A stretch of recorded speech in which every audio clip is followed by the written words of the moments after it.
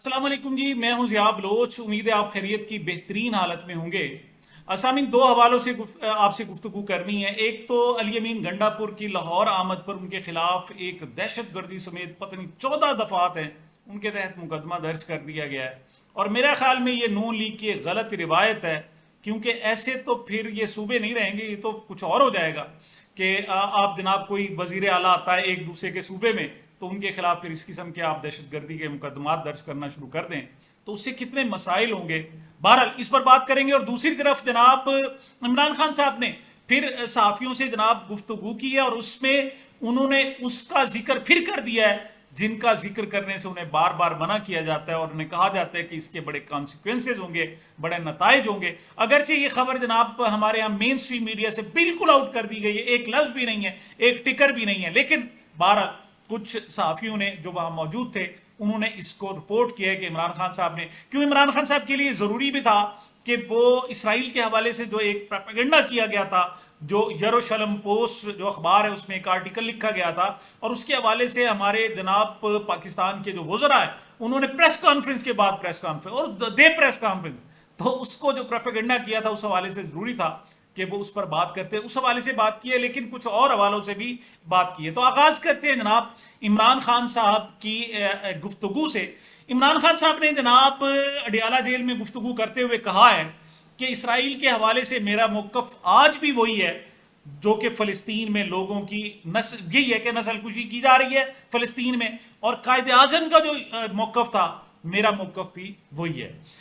Israeli article में मेरी तारीफ की गई, लगता है इन लोगों को अंग्रेजी समझ नहीं आती, उनका कहना यह है कि इसको समझ ही नहीं सके। अडियाला जेल में मीडिया से बातचीत करते हुए इमरान खान ने कहा कि कल से प्रोपेगेंडा जारी है और इसराइली अखबार का हवाला दिया जा रहा है कि मैं इसराइल से ताल्लुकात का सबसे बड़ा हामी हूं। आर्टिकल में मेरी तारीफ की गई है। लगता है इन लोगों को अंग्रेजी समझ नहीं आती, उन्हें यह समझ नहीं आई कि इसराइली अखबार बातचीत के हवाले से बात कर रहा है। अखबार ने मुस्लिम उम्मा और मगरबी ममालिक में मेरी साख के हवाले से बात की है कि इमरान खान की साख बेहतर है। ये अगर जनाब पूरी दुनिया में इमरान खान अगर सामने आता है तो वो दुनिया के जो बड़े दीरीना इशूज हैं और जो जिन पर जंगें हो रही हैं वो जंगें भी जनाब खत्म करवा सकता है और इशूज हल करवा सकता है। उन्होंने कहा कि इसराइल के हवाले से मेरा मौक़िफ़ आज भी वही है कि फ़लस्तीन में लोगों की नस्ल कुशी की जा रही है। जीनोसाइड उन्होंने लफ्ज़ इस्तेमाल किया कि वहां नस्ल कुशी की जा रही है। पहले सीज फायर किया जाए फिर बातचीत हो सकती है, पहले दो रियासती हल की जानिब जाएं फिर जनाब मुज़ाकरात होंगे। तो पहले जनाब सीज फायर जंग बंद की जाए, फिर जनाब दो रियासती हल, और फिर मुज़ाकरात, और फिर वो नतीजा खैज किसी हद तक हो सकते हैं। अच्छा, उनका कहना था कि शहबाज शरीफ का बयान आया है अच्छे बच्चे मिलकर रहो ताकि बनकर रहो ताकि मुल्क की तरक्की करे। शहबाज शरीफ सुन लो, अमन से इंसाफ आता है, मगर यहां इलेक्शन में डाका मारा गया और 9 मई के वाकयात में कारकुनों को जेल में डाला गया और कोई तहकीकात ही नहीं हो रही। जब तक इंसाफ नहीं होगा, मुल्क में अमन नहीं होगा, जो तरमीम करने जा रहे हैं उनसे क्या अमन आएगा। मुझे लगता है कि इमरान खान साहब के लिए पीटीवी को हजम करना, पाकिस्तान टेलीविजन जो सरकारी टेलीविजन है उसको हजम करना मुश्किल हो गया है। शहबाज शरीफ साहब जनाब लंदन बैठे हुए, 3 दिन वहाँ लंदन गए बैठे रहे, और अब जनाब वो अपनी CV बेस्ट ज़रा बेहतर करने के लिए वो अमेरिका जा रहे हैं। वहाँ उनकी ख्वाहिश है कि जनाब एक मरतबा जो बाइडन की उनसे मुलाकात हो जाए, फोटो बन जाए, एक पक्का फोटो बन जाए, ताकि अपनी कौम को मैं दिखा सकूं कि वाजिबा मेरी अमरीकी जनाब सदर से मुलाकात हुई है। दूसरी तरफ मोदी वहाँ जनाब दंदनाता फिर रहा है अमरीका में, और एक नहीं दर्जनों जनाब तकरीबात हो रही। ये फ़र्क है कि पाकिस्तान की हैसियत क्या है कि एक इजलास में जा रहे, इनकी ख्वाहिश है कि जनाब उनकी तस्वीर बन जाए, और जो इस वक्त इंडिया है उसके वजीर आजम को जनाब वहाँ प्रोटोकॉल भी दिया जा रहा है, उनकी बातें भी सुनी जा रही हैं, इशाइये भी, तकरीबात भी, और मतलब वो 7 दिन पहले जाए तो समझ आती है, लेकिन आपसे किसी ने मिलना ही नहीं है, आपकी किसी से मुलाकात ही नहीं है। मुनीर अकरम साहब कह रहे हैं कि जो बाइडन से उनकी मुलाकात तय नहीं है, साइड लाइन में भी मुलाकात नहीं है, वरना तो ये कर्टसी की मुलाकातें होती है। तो उस वहां जनाब वो बयानात दे रहे हैं जनाब पाकिस्तान में जनाब के नहीं हम 2028 में जाकर जलसे करेंगे। तो ये लगता है ऐसे कि इमरान खान साहब ने भी वही बातें सुन ली हैं और फिर उसका जवाब दिया है। तो इस पर उन्होंने कुछ सवालात भी किए कि बताओ 9 मई का मामला हमारी मैंडेट का हल करो, फिर जब तक इंसाफ नहीं होगा बात आगे कैसे बढ़ेगी। उन्होंने कहा कि इमरान खान साहब ने कहा कि चीफ जस्टिस और इलेक्शन कमिश्नर अंपायर भी हैं اور اوپنر بلے باز بھی ہیں. ان دونوں کے بارے میں جناب جنہوں نے جو خیالات کا اظہار کیا ہے وہ کہتے ہیں یہ امپائر بھی ہیں اور دونوں اوپنر بھی ہیں جو میرے خلاف ہمارے خلاف کھیلتے ہیں. مطلب امپائر بھی ان کے، ٹیم بھی ان کی، اور جناب ان کے ساتھ ملا کر امپائروں کو کھیلا جا رہا ہے. تھرڈ امپائر ان کی ٹیم کا کپتان ہے، وہ پیچھے بیٹھ کر سب چلا رہا ہے. تو آپ سمجھ گئے ہوں گے تھرڈ امپائر جو پیچھے بیٹھ کر چلا رہا ہے. جب بھی عمران خان صاحب اس تھرڈ امپائر کی بات کرتے ہیں نا جی، جو اصل جنگل کا بادشاہ کبھی انہیں کہتے ہیں کبھی، تو اس پر جناب تک بڑے مسائل پیدا ہو جاتے ہیں. اور پھر نام نہیں لیتے تو کہا جاتا ہے دیکھا ڈر گئے، دیکھا سافٹ ویئر اپڈیٹ ہو گیا، دیکھا جناب. تو جناب اس مرتبہ پھر انہوں نے تھرڈ امپائر کا نام لے لیا ہے کہ جناب وہ جناب اس قسم کی وہ بیٹھ کر وہاں یہ ساری صورتحال کہتے ہیں. تھرڈ امپائر ان کی ٹیم کا کپتان ہے، وہ پیچھے بیٹھ کر سب چلا رہا ہے اور آپ انہیں توسیع دے رہے ہیں. الیکشن فراڈ نہ کھلے، 9 مئی کی سی سی ٹی وی فوٹیج سامنے نہ آئے، یہ ان سب ساری صورتحال کو تحفظ دے رہے ہیں. عمران خان کا کہنا تھا کہ تھرڈ امپائر کا کردار یہ ہے کہ پی ٹی آئی کو میچ ہی نہ کھیلنے دیا جائے. تھرڈ امپائر یہ چاہتا ہے. امپائر تو انصاف کرتے ہیں. یحییٰ خان نے بھی وہی کیا تھا جو آج یہ کر رہے ہیں. یہ سب سے زیادہ تکلیف دہ بات ہوتی ہے جب یحییٰ خان سے کمپیئر کیا جاتا ہے، تو پھر وہ کہتے ہیں نہیں تم نے جناب ہمیں سنگین نوعیت کی دھمکیاں دی ہیں، سنگین نوعیت کے. پھر وہ جناب آرٹیکل 6 پتہ نہیں کیا کیا باتیں شروع ہو جاتی ہیں. ایک ٹویٹ کیا تھا یاد ہے آپ کو، اس پر جناب ایک مقدمہ، لیکن لگتا ہے کہ ایسے اس مقدمے کو سامنے نہیں لائے کیوں، اس میں ان کی گرفتاری ڈالنی تھی یا بیان دینا تھا. وہ ابھی تک اس حوالے سے تحقیقات ہی نہیں، لگتا ہے کہ پی گئے ہیں. جس میں جناب وہ کہہ رہا تھا، جو بلاول صاحب بھی کہتے ہیں کیوں ٹویٹ ہوا سنگین نتائج کی، تو وہ لگتا ہے کہ وہ بس جو ہے وہ ٹویٹ بھی جناب بڑھ گیا. اچھا، عمران خان کا کہنا تھا کہ امپائر تو انصاف کرتے ہیں، یحییٰ خان نے بھی وہی کیا تھا جو آج یہ کر رہے ہیں. یہ ٹولہ الیکشن فراڈ چھپانے کے لیے معاشرے اور جمہوریت کی تباہی کر رہا ہے. آمدن نہ بڑھنے سے قرض بڑھ رہا ہے، کوئی سرمایہ کاری کو تیار نہیں، لوگ ملک چھوڑ کر جا رہے ہیں. بانی پی ٹی آئی نے کہا کہ یحییٰ خان پارٹ 2 کی حکومت ہے. پاکستان کی تاریخ میں ہمارے جتنے جلسے کسی نے نہیں کیے، لاہور میں جلسے سے ایک دن قبل اجازت دی گئی، پھر کنٹینرز لگا دیے گئے. ہمارے جلسوں میں لوگ پیدل چل کر آتے ہیں، ہم قیمے والے نان نہیں کھلاتے. جلسے سے پہلے پی ٹی آئی کے 500 لوگوں کو نظر بند کرنے کے احکامات جاری کر دیے گئے. گرمیوں کا جلسہ شام میں ہوتا ہے اور یہ کہتے ہیں کہ 6 بجے جلسہ ختم کرو.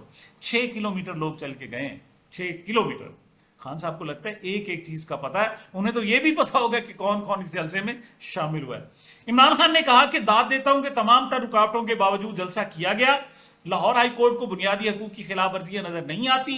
پارٹی کو کہہ دیا اگلے ہفتے کو ہم راولپنڈی میں جلسہ کریں گے. پارٹی کو کہتا ہوں جلسے کے لیے ہائی کورٹ سے رجوع کریں، اگر ہمیں جلسے کی اجازت نہ ملی تو احتجاج کریں گے.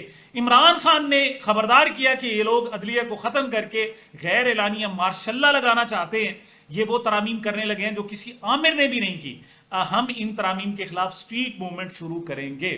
تو یہ جناب عمران خان صاحب نے گفتگو کی بات، وہ یحییٰ خان والی جو ہے وہ انتہائی سخت ہے. اور ابھی تک چونکہ اس کو نشر نہیں ہونے دیا لہٰذا اس پر شور بھی نہیں ہوا، لیکن خان صاحب نے بہرحال باتیں کی ہیں. آخری بات کرتے ہیں جناب کہ علی امین گنڈا پور آیا، راستے میں جگہ جگہ کنٹینر لگا کے اس کا راستہ روکا گیا، اور جب ایک ٹرک کھڑا کیا گیا اس کے قافلے کے سامنے تو اسے غصہ آیا، وہ نکلا اور اس نے وہ شیشے توڑ دیے جناب اور اس کنٹینر کو ہٹا دیا. وہ بہت لیٹ آیا. اب اس پر جناب اس کے خلاف دہشت گردی 14 دفعات ہیں جناب. ان 14 دفعات کے تحت ان کے خلاف دہشت گردی کا اور پتنی اقدام قتل اقدام قتل 324 تے پہ 506/B 290 291 353 186 138 149 427 279 285 286 تے پہ اور 1997 کا جو ٹیررسٹ ایکٹ ہے، اینٹی ٹیررسٹ ایکٹ ہے، اس کے تحت بھی جناب یہاں پر مقدمہ درج کیا گیا ہے. حالانکہ ذکر تو یہ ہونا چاہیے کہ یہ بتائیں پاکستان ہے، پنجاب ہے، یہ جناب آنے جانے کی آزادی ہے. کون لوگ تھے جنہوں نے راستے بند کیے منامہ میں؟ اور جناب لاہور سے جلسہ تو ادھر 32 کلومیٹر دور ہو رہا تھا، تو دوسری طرف کیوں راستے بند کر دیے گئے؟ تو اس پر جناب اگر جائے معاملہ عدالت میں تو یہ لوگ خود پھر پھنسیں گے اور ان کو پتہ چلے گا کہ راستے کیسے بند کیے جاتے ہیں. تو جناب اس میں یہ ہے کہ وہاں جناب جو ٹول ٹیکس پلازا ہے اس میں رش چونکہ زیادہ تھا. اے ایس آئی ہے جناب، اس نے جو مقدمہ درج کرایا ہے اس کے مطابق چونکہ رش بہت زیادہ تھا تو جناب علی امین گنڈا پور آئے اور انہوں نے آ کے جناب وہاں پر دہشت پھیلائی. عبدالستار اے ایس آئی ہے. 21 کو یہ جلسہ تھا 6:30 بجے اور 22 کو مقدمہ درج کیا گیا. اس کا مطلب ہے کہیں سے اجازت طلب کی جا رہی تھی کہ ہم مقدمہ درج کریں یا نہ کریں.